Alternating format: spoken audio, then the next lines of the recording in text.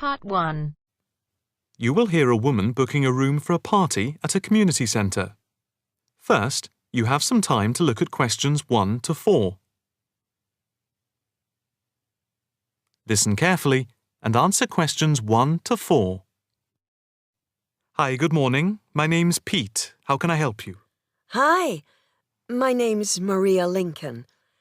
I understand you hire out rooms in the community centre as venues for parties? Yes, we do. We've various sized accommodation. It depends on what you're looking for, really. We're looking to hold a party, a children's birthday party, and we need a room that will hold about 70 people, with space for a small disco area, games, dancing, and food. Well, we have a large room, and it would certainly hold at least 100 people comfortably. It's used a lot for parties and things like that. That sounds as if it might be suitable. I've tried various venues, and they're either booked up or they don't hold enough people. Can you tell me when you were thinking of holding the party? I know it's short notice, but we wanted to hold it Saturday week. That's September 15th. Let's have a look. Yes, you're in luck. The Mandela suite is free then. I'll just write that down. Mandela. And the time. When were you thinking of holding it? In the afternoon, from 3:30 p.m. to 9 p.m. Yes, okay. There's no smoking on the premises, and we're only licensed to have soft drinks. That's okay. I think I'm happy to go ahead. Before you hear the rest of the conversation, you have some time to look at questions 5 to 10.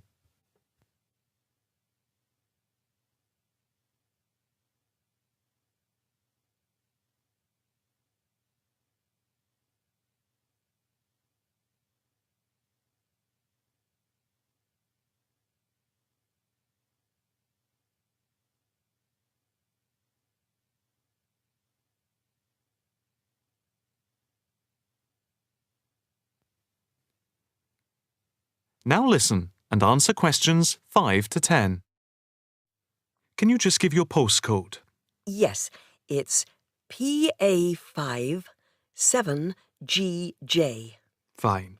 And the flat and street number? It's flat number 40, and the street number is 35.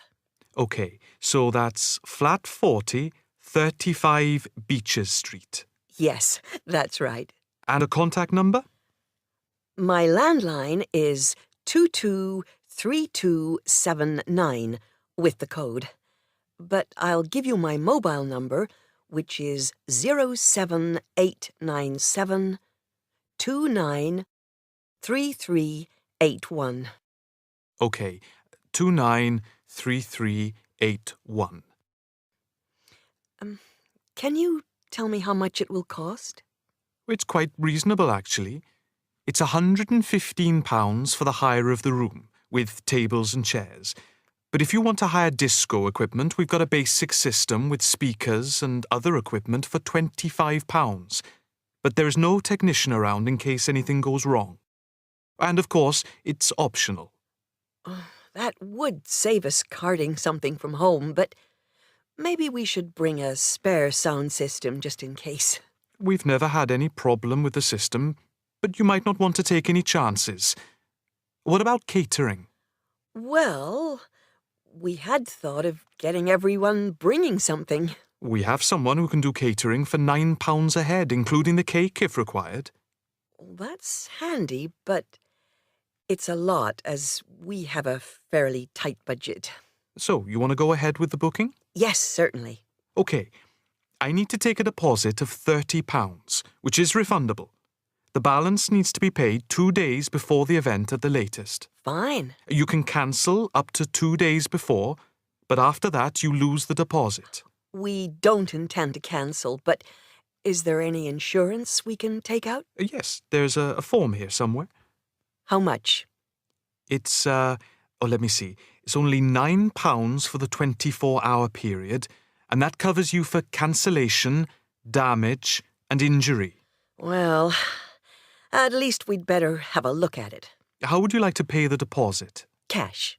I'll just give you a receipt. There you are. 10, 20, 30. £30. Maria Lincoln. Thank you very much. I'm really glad I found somewhere. We have been trying to book a place for the past 2 weeks, so thank you again, and bye for now. That is the end of part 1. You now have half a minute to check your answers.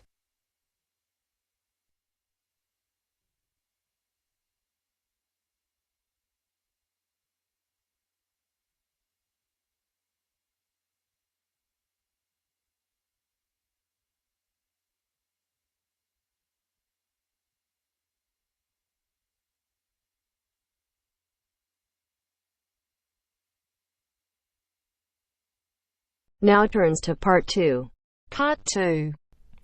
You will hear a guide giving instructions to a group of international students in Canada preparing for a whale watching trip.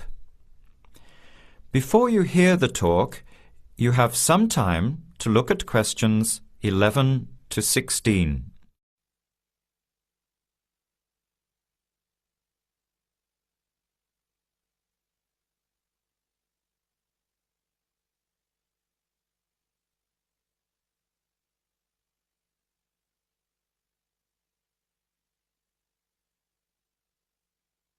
Now listen carefully to the first part of the talk and answer questions 11 to 16.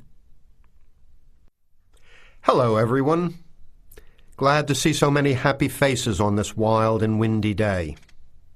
Are you all ready to go looking for whales? I'm Tony, and our other guide today is Dale. We'll be using these 2 rubber boats you see here, and our trip today will take 3 hours. In a few minutes, we'll be heading into part of the largest temperate rainforest of the Pacific Northwest. I'll show you our route on the map here. This is where we are now. We'll be leaving the sheltered bay and heading out across the mouth of the bay toward the open water. As you know, last night there were strong winds in the area, so we can't go out into the ocean as we had planned. Near the mouth, the water will be quite rough. That's where we are most likely to spot orcas, or killer whales as they are also called. After crossing the mouth of the bay, we'll enter the calmer, shallower waters. This is where you look for gray whales. Then we will continue up this narrow inlet close to the shore. You will have a great view of giant fir and cedar trees that have never been logged. Here is the place to watch for wildlife. You are likely to see bears along the shore and eagles in the sky overhead. Right at the back of the inlet here are the hot springs where we will be stopping for an hour. You can have a soothing soak in bubbling hot water before the return trip. I'll tell you a little bit about the whales now, because with the noise of the wind and the engine, you won't be able to hear much out there. As we head out in the boat, we will probably see dolphins first. They are a gray color and quite small, 1 to 2 meters long. They will swim right beside the boat, racing along and sometimes jumping out of the water just ahead of us. They swim very fast, and they are playful and curious. They're really fun to watch. The next ones we'll see are orcas, or killer whales, which are actually members of the dolphin family. They are 7 to 8 meters long, very fast, and they have sharp teeth. Some stay in these waters all year round. We identify them by the distinctive black and white color. They feed mainly on salmon in these waters, but the orca diet can include seabirds, seals, dolphins, and other mammals. They can be fierce hunters, and this is why they are called killer whales. We should start watching for them as soon as we get out toward open water. We're likely to spot the orcas from a considerable distance. Watch for the black and white marking and mist spouting from the blowholes on top of their heads. Just outside the inlet is where we will probably see gray whales. The grays are migratory. They pass through here twice a year, moving from far in the north where they feed to the warm southern waters where they breed. You are very lucky today because several have been reported in the area.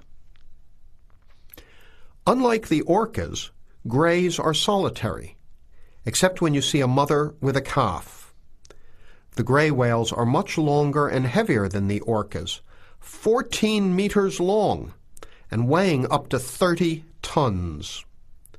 The gray whales are filter feeders, gathering tiny ghost shrimp from the sand at the bottom.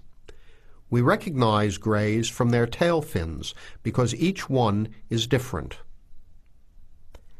Once we find the whales, we'll come up as close as we can safely. We are allowed to approach the whales no closer than 50 meters, but that feels pretty close when you are in the presence of animals this big. You'll see mist coming out of the blowholes when they breathe out, and you'll hear a loud hiss. If we are downwind, we might even be able to smell them, a strong, fishy smell. Before the talk continues, you have some time to look at questions 17 to 20.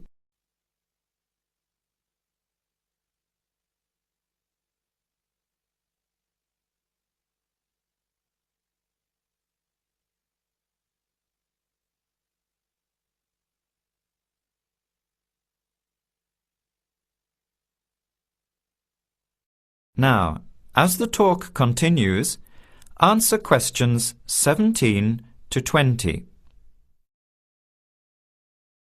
Now, for just a few words of caution.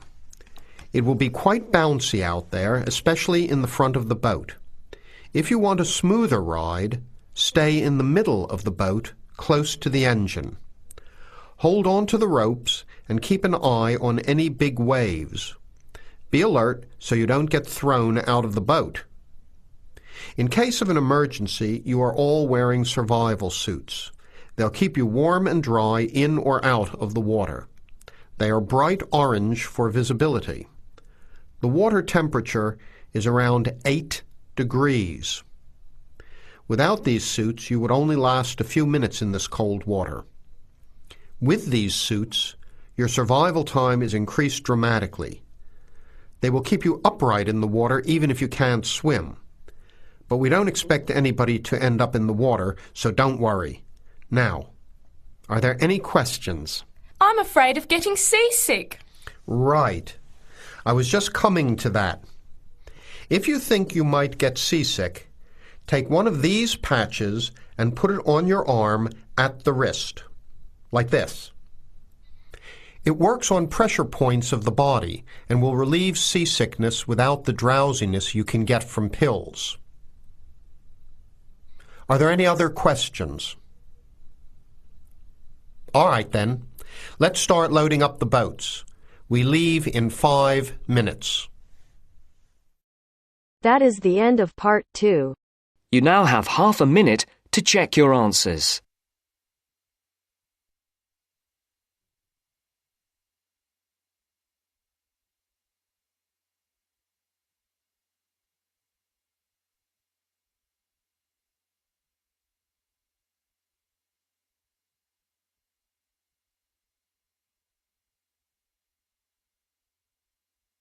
Now turns to part 3. Part 3.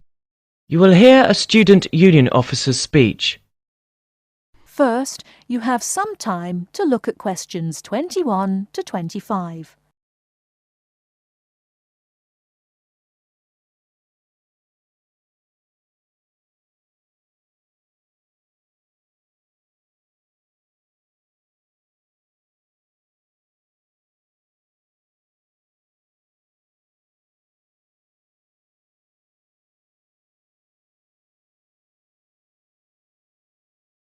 Now, listen carefully and answer questions 21 to 25. Hi there. May I wish you a very warm welcome to Ealing College, and more especially to the Student Union. The Student Union is run by 4 sabbatical officers, of which I am one. As the President, I am charged with the overall day-to-day running of the Union itself, according to established policies within the Constitution. We also have a brilliant staff team who'll help us, and you'll meet them when you have 5 minutes to drop in and see us. The last year has seen the Student Union grow from incorporating a bar and a few offices with a small shop into being a thriving concern, which controls, to its credit, 2 bars, a cafe bar or restaurant, a shop, a comprehensive welfare department, and numerous offices. All this has been achieved by sheer hard work and dedication on the part of last year's sabbatical team and staff, who overcame many obstacles and teething problems, but won through in the end. This year, our aims as a team will be to consolidate on what has already been achieved, and to secure the future of the Union. With the new post of Vice President, Social and Communications, our main emphasis will be on communications within the college, which has always proved a problem in the past, but one which we hope to improve upon this year. One way will be the regular publication of a Student Union magazine, so all you budding journalists, come on down. Before you hear the rest of the talk, you have some time to look at questions 26 to 30.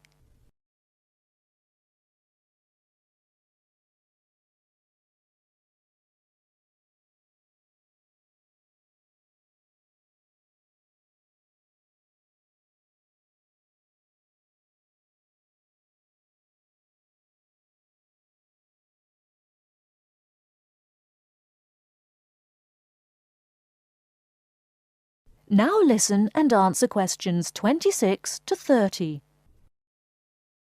We are very aware that a lot of you have never had any contact with student unions before, and don't know what they are or what they can do for you.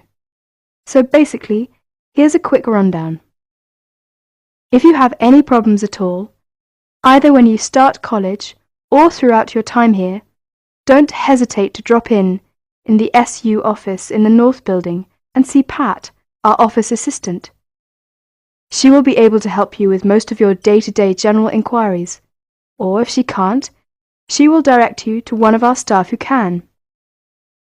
Myself and the other 3 vice presidents are here every day, and if you need to see us, just fix a time with Pat, and we'll be only too happy to help you.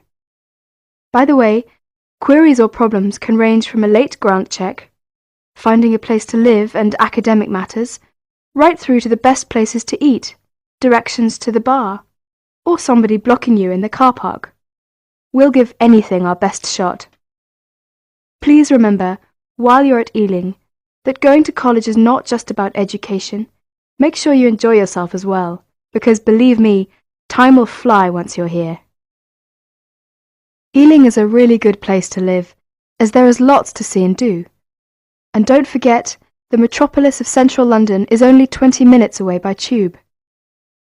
Finally, the Student Union is an organisation run by students for students. So if there is anything you don't agree with, or you have any new ideas, please come along to the Union General Meetings and don't be afraid to speak up. Or you could give up a little of your time and stand for the Executive Committee, which is made up of students who help us out with lots of interesting things. I would like to take this opportunity to thank all the sabbaticals of the last 2 years who have worked so hard. My very special thanks goes to Winston, Martin and Peter and all the staff who not only did a great job but have been my good friends as well. Lots of luck and success for your year at Ealing. Work hard, but play hard as well. That is the end of part 3. You now have half a minute to check your answers.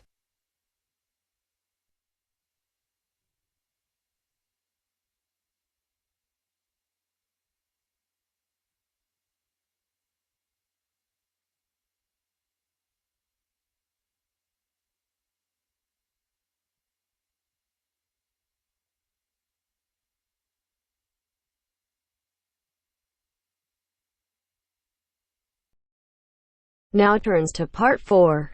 Part 4. You will hear an extract from a talk about preventative medicine, specifically how students can look after their own health. Listen to what the speaker says and answer questions 32 to 40. First, you have some time to look at the questions.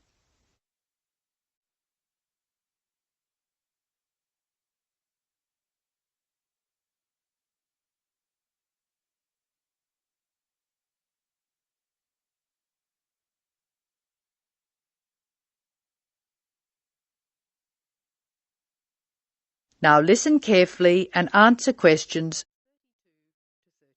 36. Good morning. I'm Dr. Pat Parker, and I'm here to talk to you about preventative medicine in its widest and most personal aspects.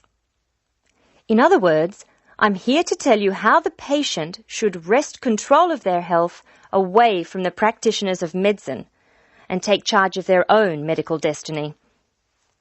I want to talk about staying out of the hands of the doctor. When the patient takes responsibility for her or his own health, and let's decide the patient is male for now, men are in fact more at risk than women anyway, when the patient takes over his own health regime, he must decide what he wants to do. The first thing, of course, is to give up the demon nicotine. Smoking is the worst threat to health, and it's self-inflicted damage. I have colleagues who are reluctant to treat smokers. If you want to stay well, stay off tobacco and smoking in all its manifestations. Our department has recently completed a survey of men's health. We looked at men in different age groups and occupations, and we came up with a disturbing insight. Young men, particularly working-class men, are at considerable risk of premature death because of their lifestyle. As a group, they have high risk factors. They drink too much alcohol, they smoke more heavily than any other group, their diet is frequently heavy in saturated fats, and they don't get enough exercise. We then did a smaller survey in which we looked at environmental factors which affect health. I had privately expected to find air or water pollution to be the biggest hazards, and they must not be ignored. However, the effects of the sun emerged as a threat which people simply do not take sufficiently seriously. Please remember that too much sunlight can cause permanent damage. Given this information, and the self-destructive things which people, particularly young men, are doing to themselves, one could be excused for feeling very depressed. However, I believe that a well-funded education campaign will help us improve public health standards and will be particularly valuable for young men. I'm an optimist. I see things improving, but only if we work very hard. In the second part of the talk, I want to consider different things that you as students can do to improve your fitness.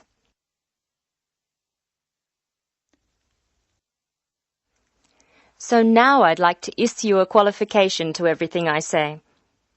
People will still get sick, and they will still need doctors. This advice is just to reduce the incidence of sickness. It would be great if disease were preventable, but it's not. However, we have power.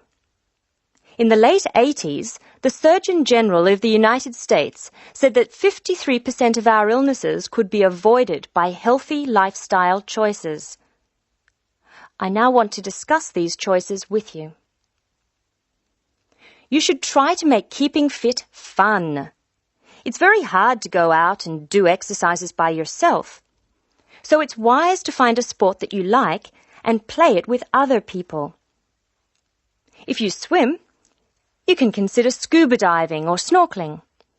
If you jog, try to find a friend to go with. If you walk, choose pretty places to walk or have a reason for walking. Your exercise regime should be a pleasure, not a penance. The university is an excellent place to find other people who share sporting interests with you. And there are many sports teams you can join. This, unfortunately, raises the issue of sports injuries. And different sports have characteristic injuries. As well as accidental injuries, we find repetitive strain injuries occurring in sports where the same motion is frequently performed, like rowing and squash. The parallel in working life is repetitive strain injury which may be suffered by typists or other people who perform the same action hour after hour, day after day. In this context, therefore, the most important thing to remember before any sport is to warm up adequately. Do stretching exercises and aim at all times to increase your flexibility. Be gentle with yourself and allow time to prepare for the game you have chosen to play. Don't be fooled by the term warm-up, by the way. It's every bit as important to do your warm-up exercises on a hot day as on a cool one. I think one of the most sensible and exciting developments in the reduction of injury is the recognition that all sports can borrow from each other. Many sports programs are now encouraging players to use cross-training techniques. That is, to borrow training techniques from other sports. Boxers have been using cross-training for years, building up stamina by doing road work and weight training while honing their skills and reflexes. Other sports, which require a high level of eye-hand coordination, are following this trend. So, you see table tennis players running and jogging to improve their performance, and footballers doing flexibility exercises, which can help them control the ball better. All of these results are good, but the general sense of well-being is best, and is accessible to us all, from trained athletes to people who will never run 100 metres in less than 15 seconds. Good health is not only for those who will achieve athletic greatness. That is the end of part 4. You now have half a...